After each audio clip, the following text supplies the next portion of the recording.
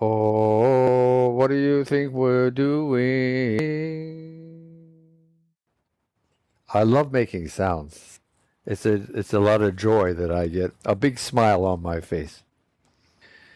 Being comfortable and secure and calm and relaxed in your sanctuary, flowing under control. As you are witnessing life as it is passing by, participating as much as you want, aware, dynamic, alive, awake, glistening like the morning dew, shining like the evening stars. And we are both. You know we are everything. Yes, of course.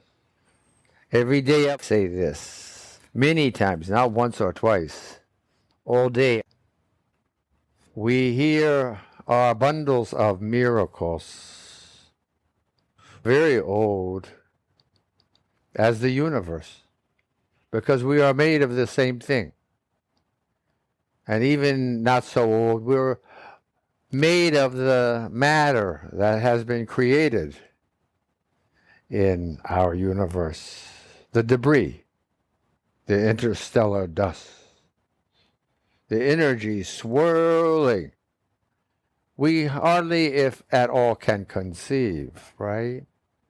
We can comprehend 1,000th of 1% of the electromagnetic spectrums.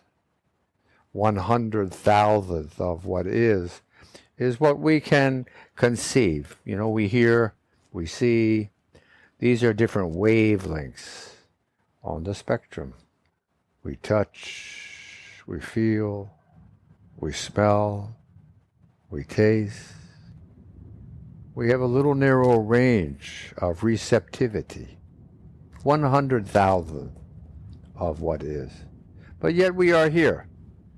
And we are bundles of miracles for this reason alone, and add to it that we are the result also of an evolution that's occurred over 3.5 billion years. 14.5 billion years from what science says is the time of creation to 3.5 billion years since life on our planet Earth was first generated. The first ancestors.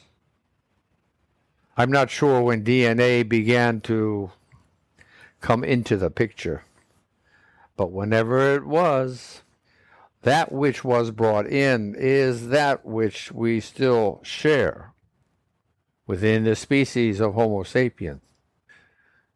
Even with all the offshoots and changes and geographical and every other kind of differentiating characteristic that we can bring into the pot of humanity, we are still 99.6% the same. And we are made of this DNA. Think about that. Think about what we're doing. This life that we share is not really just us. It's not your name. It's not my name. It's not our names. It's the DNA that supports it all.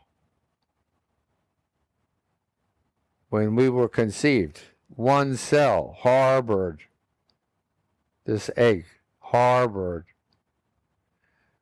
the DNA from one's mother and one's father. One cell, and then 2, and then 4, and then 8. When one is fully developed and born, there are now at this time, 9 months later, approximately 1 trillion cells in your body. Did you make those cells? No. Do you think you really had anything to do with it at all? I don't see how, right? Spiritually, yes, but physiologically speaking, no. So we've relied upon the DNA in our being, half from our mom and half from our dad, to be conceived and to grow in your mom's womb, being born and growing like we're doing now in each successive moment.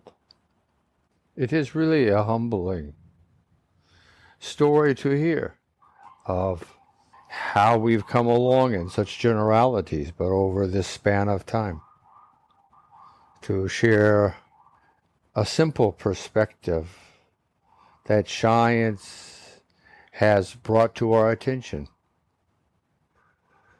Breathing is a process and a valuable tool. Pulsing, just as much. And the coordination of the two shimmering in that you are feeling the subtleness of your own life, your own being alive, rather than taking it for granted. All three. And being kind and cognizant that as a multitasking creature, that from time to time you will remember and you will forget. But remembering that when you remember, it is the beginning of your remembering.